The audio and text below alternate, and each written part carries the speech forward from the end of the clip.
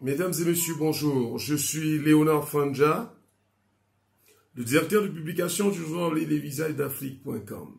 C'est une presse panafricaine bilingue dont la ligne éditoriale est le combat pour le triomphe de la justice et de la vérité. C'est-à-dire, nous refusons tout compromis avec l'injustice et le mensonge. C'est un engagement à ne dire que la vérité. Toute la vérité et rien que la vérité. Comme l'avait si bien dit le chef de l'État camerounais, son Excellence Paul Biya, après avoir échoué la tentative de coup d'État en 1984. Nous en avons fait nôtre, dire la vérité, toute la vérité et rien que la vérité. Ceci dans le souci d'apporter notre pierre à l'édifice pour l'émergence de l'Afrique en général et du Cameroun en particulier. Pour ce jour, notre sortie est relative à une déclaration du président américain Donald Trump qui semble être passée inaperçue. Rappelez-vous que lors de l'entrevue entre le chef d'État américain Donald Trump et Volodymyr Zelensky, le chef d'État ukrainien à la Maison-Blanche, au bureau ovale, le président Donald Trump a dit quelque chose d'important. Je suis lié au peuple américain et au monde entier. Vous voyez, en d'autres termes, il veut dire, la priorité pour lui, c'est de créer de l'emploi, un mieux-être au peuple américain, mais il ne restera pas indifférent de ce qui se passe en dehors de son pays. La preuve, lors de cet entretien, il a dit, demandé à Zelensky de perdre tant de gens, de vie humaine. Lui, il a dit que lui ne veut pas d'une troisième guerre mondiale.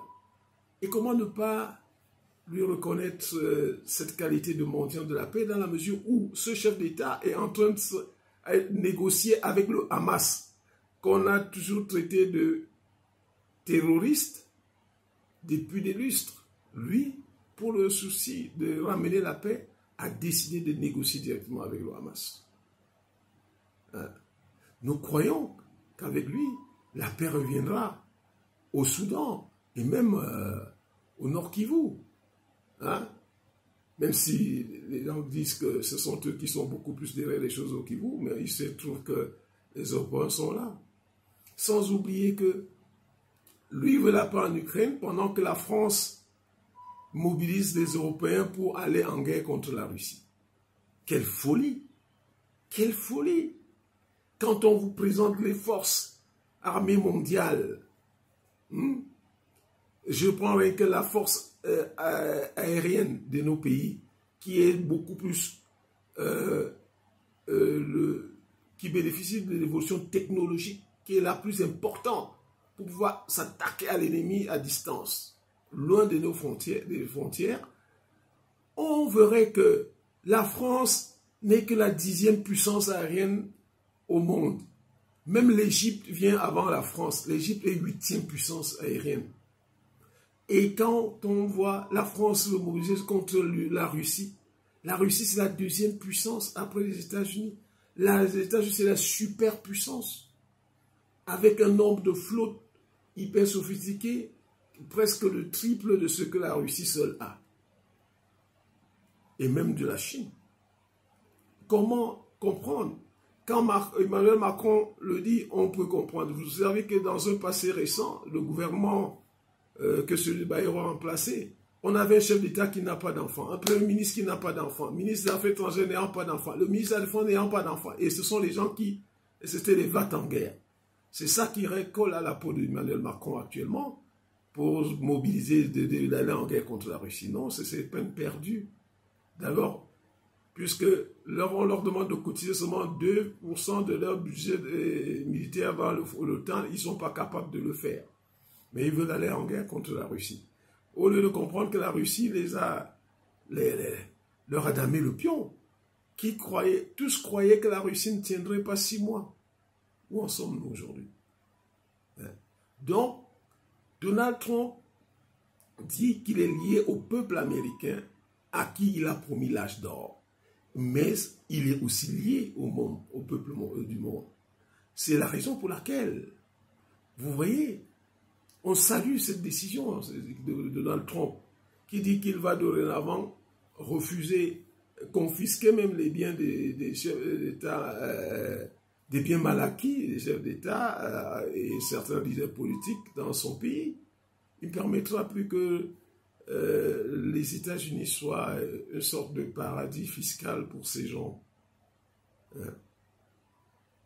Il a dit, les enfants doivent venir dans les meilleures universités. Il faut que les chefs d'État construisent des universités de référence, les hôpitaux de référence dans leurs États pour limiter le taux d'évacuation sanitaire, puisque c'est une minorité qui bénéficie de l'évacuation sanitaire. Pourquoi ne pas trouver qu'il a raison? Voyez-vous, le plus jeune chef d'État au monde, le capitaine Ibrahim Traoré, est en train de se battre depuis 2 ans, améliorer, et tout le monde voit. Vous voulez qu'il améliore aussi comme ça? Les étrangers vont venir profiter de leurs efforts comme ça? Non, il faut donc, quand Ibrahim Traoré et le peuple burkinabé vont prendre aussi de telles décisions, il faudra tout simplement le leur reconnaître tout en suppliant qu'ils laissent une marge importante aussi pour les étrangers qui fuient les injustices, la guerre et tout chez eux. Donc, chers amis, le président Donald Trump, malgré ce qui se dit, malgré son projet de construction de murs, pour moi, semble être un envoyé de Dieu, car nous ne disons pas qu'il est saint. Tout de même, comme nous disons toujours que Samuel Eto'o n'est pas saint, nous sommes derrière Samuel Eto'o, on sait qu'il a des défauts, des manquements, et nous le savons aussi pour Donald Trump. Mais pour la juste cause, nous allons le soutenir. Nous vous invitons à prier pour cela régulièrement, les soutenir.